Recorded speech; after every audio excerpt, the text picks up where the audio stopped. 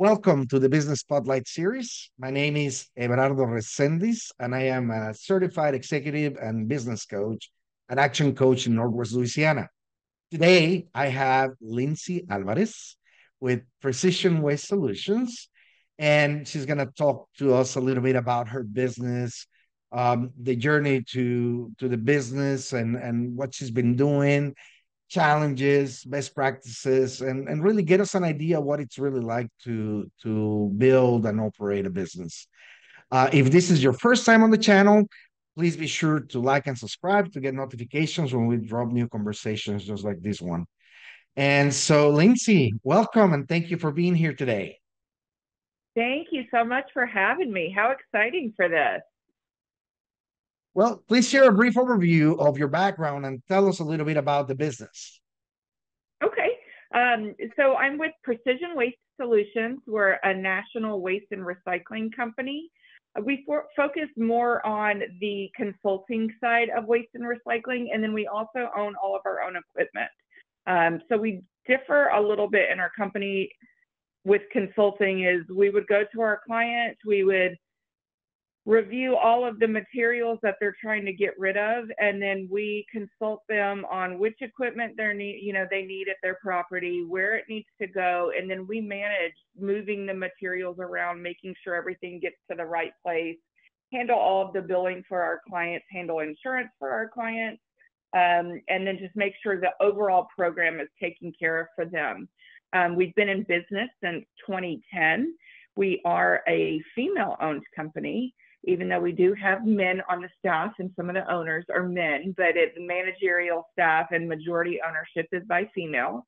So yeah, we're just trying to keep rocking and rolling in this world. Recycling's changing, so our company's just trying to stay relevant in it. All right. So you mentioned that there's a structure of ownership of sorts, right? Is it like Correct. one owner, or is it several owners? Is it like a We're private company actually I'm sorry.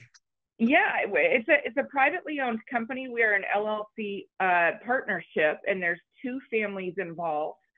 We do not have any outside funding coming in. We do not have any investors, so it's all privately funded with these two families. And both sets are husband and wife who own the company, and it's been that way since day one. Oh, wow. Okay. And so what is your role in the business? I am the CEO. All right. And so you've been operating as that for how long? Since we did a little bit of change of the structure, so I went from my title was president since 2016, and then a couple years ago we did a little bit of a structure change for upper level management and executives. So about 2016 is when I took this role. Oh, wow. Okay. And so do you operate only in this region or do you operate in others? No, we're actually nationwide. So I think as of today we are in. I hope my team doesn't kill me because I don't know how many states. I'd say 38 states now. Oh, wow. I should know this, but we have sales team that are taking on more and more regions all the time, so it kind of fluctuates. And where is the company originally from? Shreveport, Louisiana. That's our home base. Wow. So headquarters are here in Shreveport? Headquarters are here. Yeah. Oh, wow. That's excellent. 38 states. That's awesome. Okay. So when you look Yeah. at your role in the business, um, how much of your time is dedicated to, the job and things that you have to do as a business, and how much is on the, let's call it on the business, strategy, planning, etc.?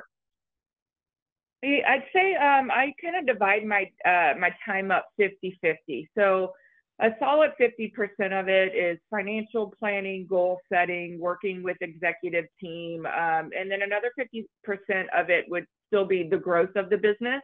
I'm still really active in the sales of our company, and then also I manage the West Coast region. So I have to split my time 50-50 between the two roles. Do you get to travel a lot to the West Coast? I do, yeah, and thankfully my family's out there too, so that makes it a little bit easier. And then when you throw in states like Hawaii, I mean, who doesn't want to go to Hawaii? I agree. Although waste management over there seems to be quite a chore. Yeah, yeah, they're pretty big over there, but they've also had some pretty big hiccups over there. So that gave us a foot in the door over there with one of our main clients, and we've been in Hawaii since 2015, actually. Oh, that's awesome. Okay, so let's move on to what makes your business so special. And so, who primarily does your business serve? If I was in the audience, how will I know if I'm a good fit for your services? So I'd say anybody and everybody. We all produce trash. Our company does focus more on the commercial and industrial side of waste and recycling. We only really get into residential if it's multi-housing residential, like apartment complexes.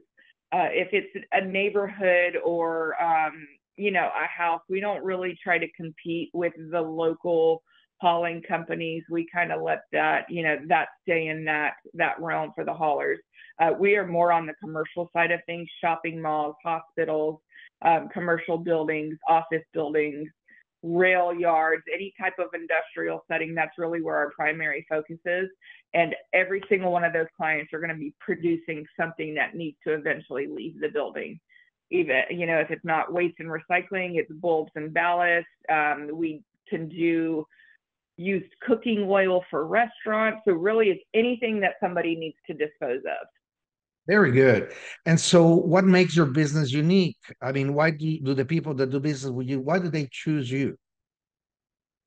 A lot of our clients like to work with us because we are one of the only female-owned companies in the United States, and family-owned. So we're not a big corporate level company, with 2,000 employees. It is family-owned, and that we like to keep it that way. And that's kind of a selling point for a lot of our clients, is the female family-owned aspect of it.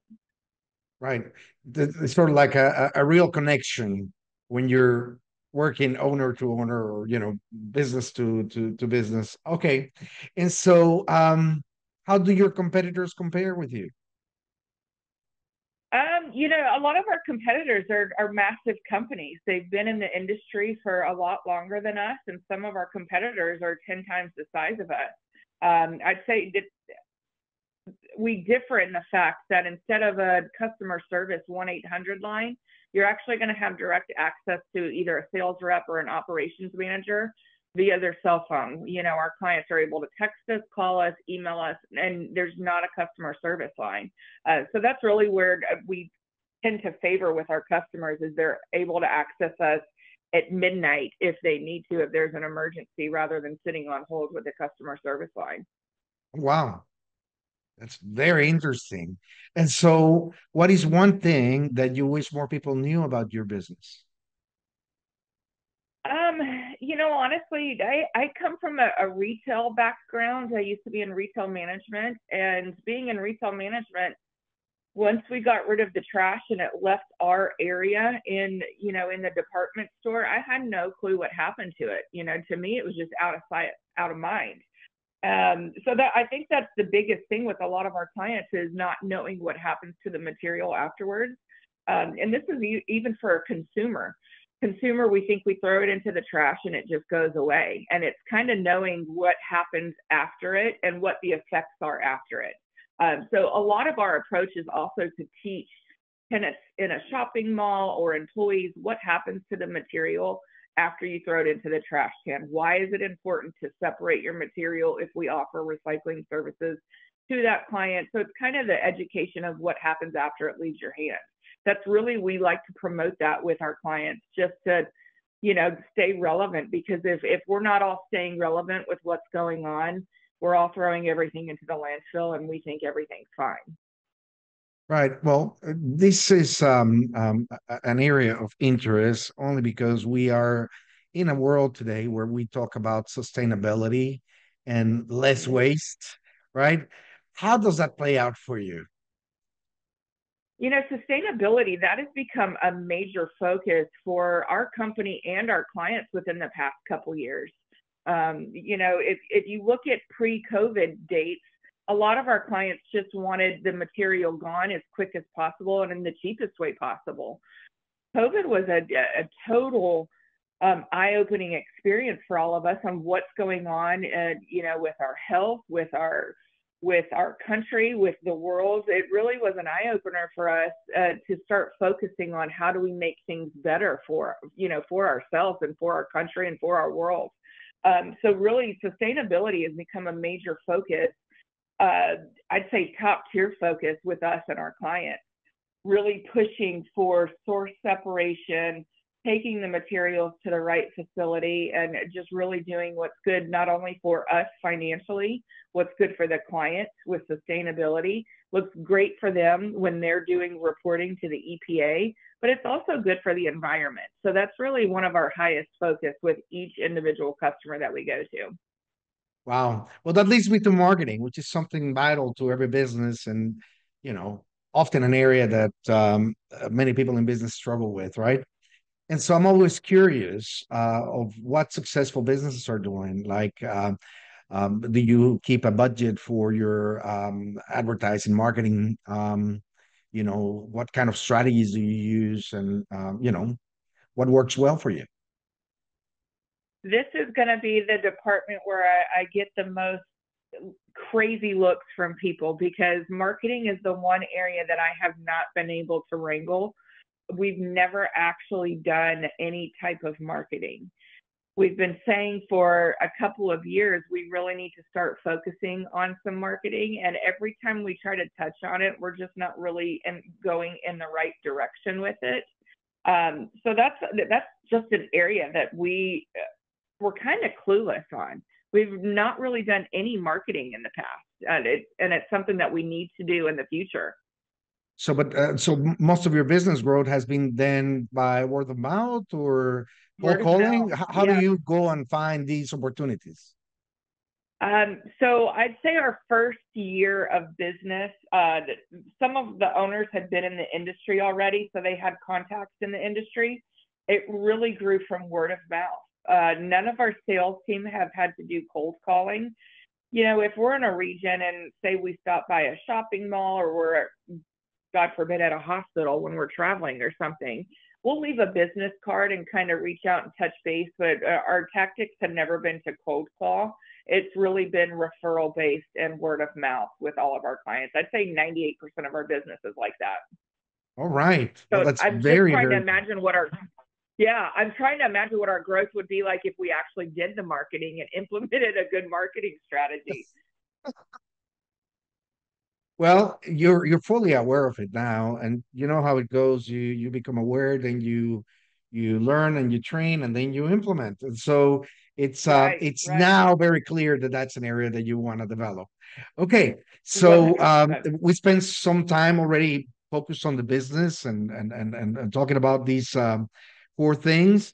I'd love to step back a little bit and dive into your journey a little bit more. Like, you were in retail. What made you go into the waste world? And what's that transition been like for you? Yeah, it's crazy. My story getting into this industry is crazy. And it was by fluke. I had worked in retail management majority of my college career.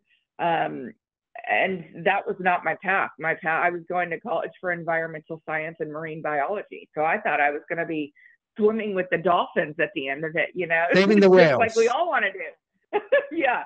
So that my path was environmental science, which kind of plays out with this role. But it's not the path that I was going when I thought I was going to graduate college. So I was going to get a master's with marine biology, and I decided I was going to stop working for a little bit so I could focus on that. And then within 2 weeks of me not working in the retail industry, I was like, I'm really bored. My time, I don't need, full time to dedicate to school. So I was like, let me go find a part-time job.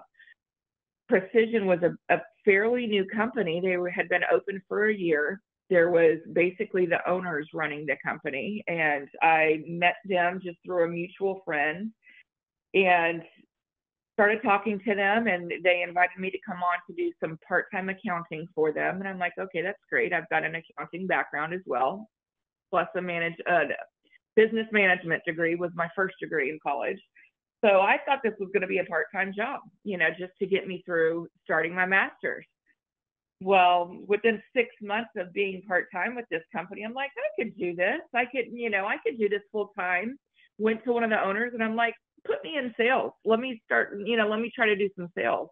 And it just grew from there. And my whole plan changed.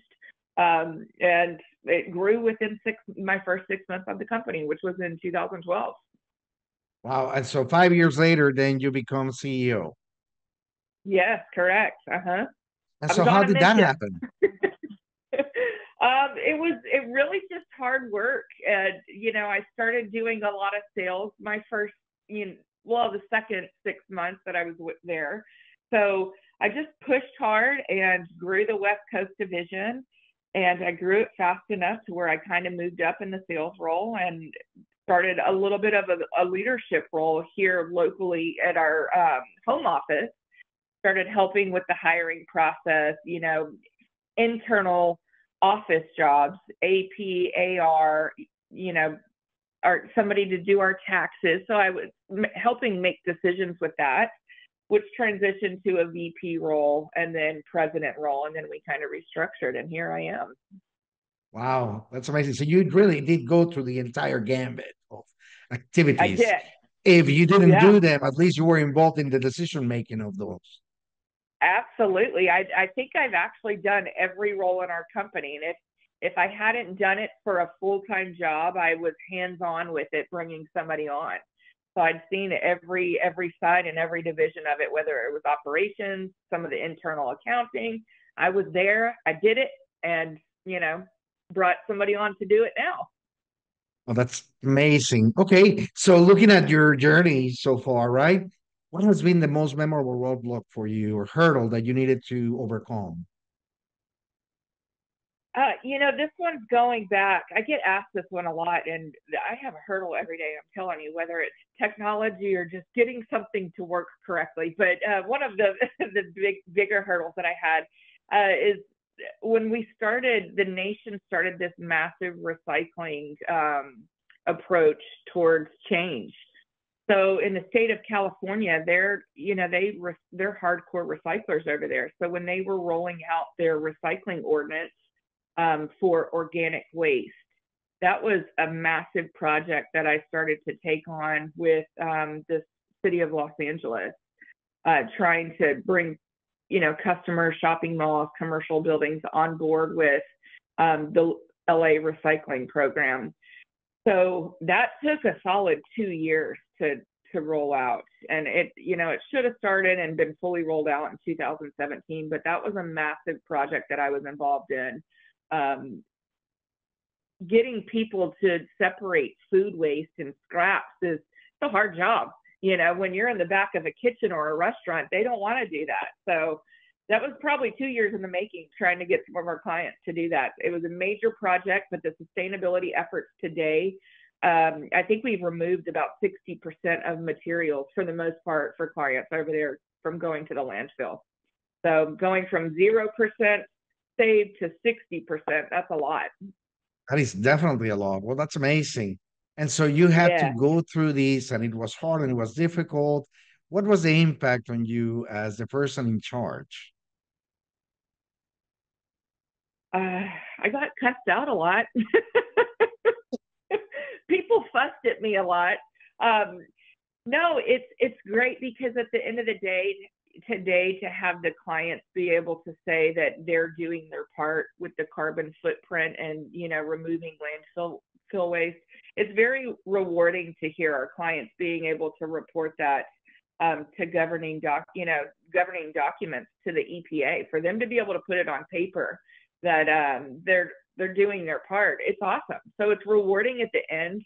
Like I said, it's a struggle when you're trying to get people to do it.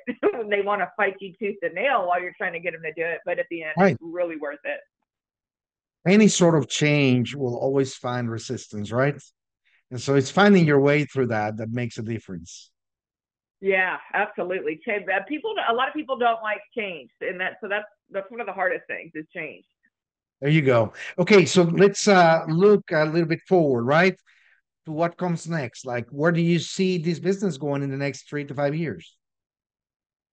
3 to 5 years. This year has been a heavy focus in advanced recycling for us and our company. One of our owners has an engineer mindset, so he has built from ground up some advanced recycling equipment that we're really pushing, not only for the state of Louisiana but also Shreveport, Bossier, and Caddo. To set up advanced recycling for plastics, used tires. The entire trash system could go through these advanced recycling equipment, and it could really be a game changer for not only our parish, our city, our state, but also if we can start rolling this out into different states, it really can be a game changer. So hopefully within the next year or 2 years, you guys are going to start hearing more about that. So we're really looking forward to putting this advanced recycling into motion. Well, that's amazing. And so you mentioned earlier that a lot of your time was occupied in planning, financial planning, and goal setting. So what's your approach in that regard? Like, now you're looking at the future. How do you set goals? How do you set them every time? And do you document them? Do you follow through with how is that process? Yeah, so really with the goal setting and financials, I'd like to look at the trends of the past couple years on what our growth looked like and what our losses look like. So I usually review those and then set goals based on our sales team, our ops team. I really like to take all of their input as well. What do they have going on? How are they feeling with growth coming up? So I really kind of take all of that into account, as well as past years, what it looks like.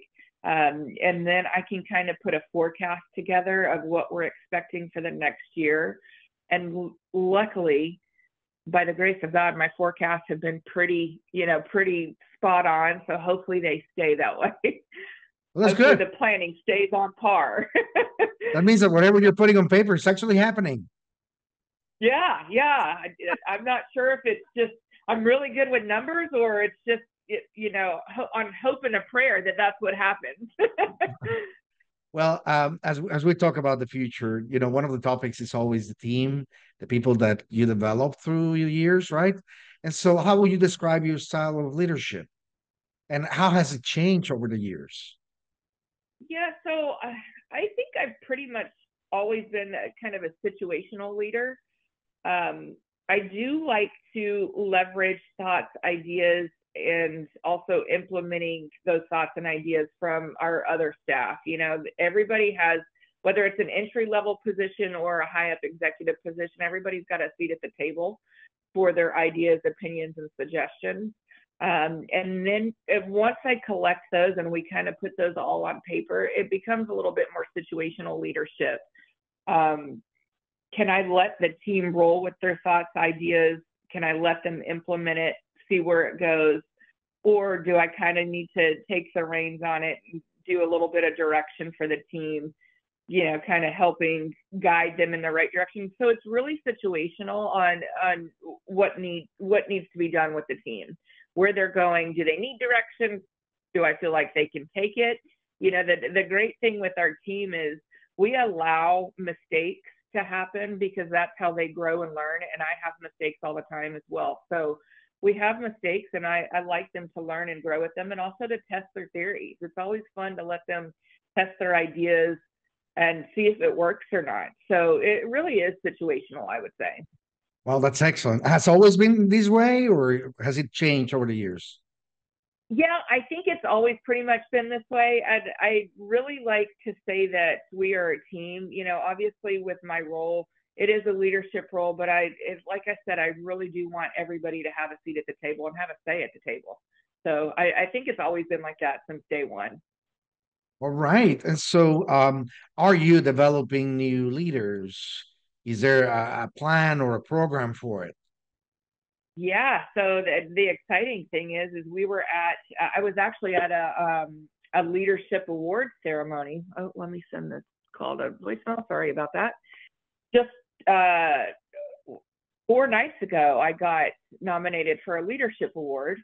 And during this ceremony, I had announced our COO. And so We moved her up from an operations manager, and it's our first COO. So she joined the executive team. So yeah, I wasn't sure if she was going to quit once I gave her the role, but yeah, I'm like, here's your new role and here's more responsibility. So it was really exciting. Yeah, and we're setting everybody up for growth, and we're setting everybody up for a bigger role. That's what we tell our team. We never want you to be stuck in the role that you're doing forever. If you want growth, I want growth for you. If you want to move up, I want you to move up. So we really leave it open to each individual on how far they want to go. So Well, yeah, that's we're amazing. trying to set as many of our team members up as possible for growth. All right. Well, we have covered a lot of ground in this conversation today. And for those who are watching, I highly encourage you to save these and come back and watch it. Again, it's a lot of great nuggets in here. And as we begin to wrap up, I wanted to maybe put you through the grinder here with some rapid fire questions. All right. So Okay. quick, top of head answers for each. I may interrupt you just because I want to make sure that I get through to the real nugget there. Okay. Okay. But you ready? Okay.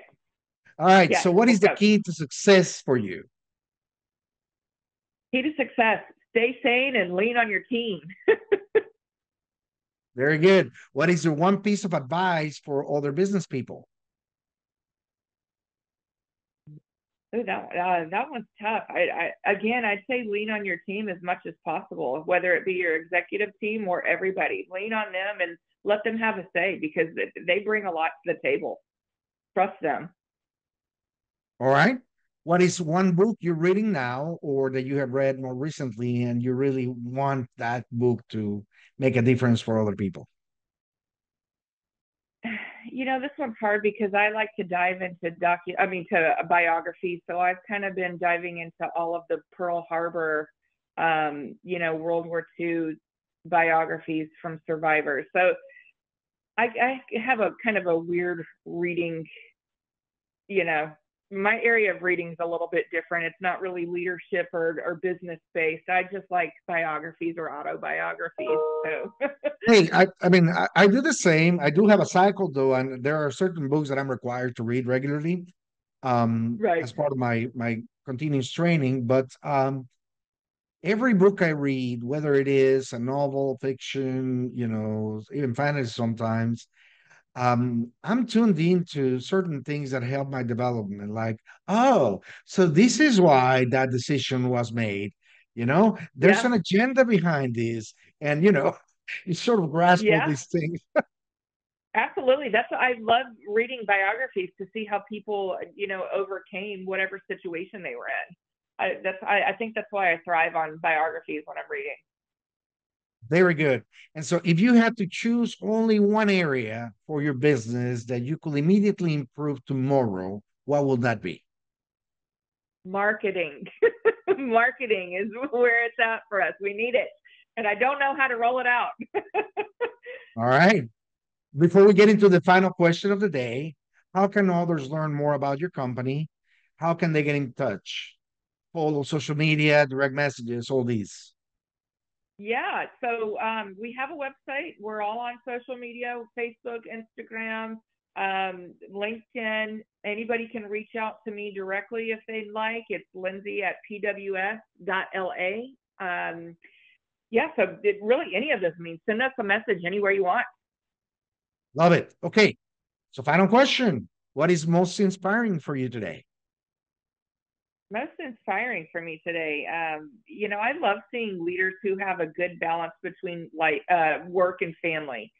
10 years ago, we were all just driven to work, work, work, work. And I love the shift in leadership these days where there is a solid balance between family life and work. It's really inspiring to me to be able to see leaders know how to balance and juggle that, and who really enjoy time with their family. I just really love that. So it's inspiring for me to see people doing that, which, my husband's retired from the military and recently came to work with me. My mom is retired from medical. She came to work with me. Our new COO is my best friend from high school. So it's really finding that family group at work, but then being able to keep your family at home happy as well. And keeping yourself happy with your family. So that's really inspiring to me, is those leaders who can do that and are not just driving work 24/7. You know, the grind is what we call it. It's the grind when Right. you have that solid balance. There are times for that, I'm sure. But yeah, we really need to find that harmony in our lives. Yeah, Very good. harmony, that's a good word for it. Thank you so much for joining us today and sharing these with us. Thank you to you, our audience, for watching and sharing. And you never know who might be inspired by listening to this interview. So make sure you put it out to as many people as you can. Um, Make it a great day. Until next time.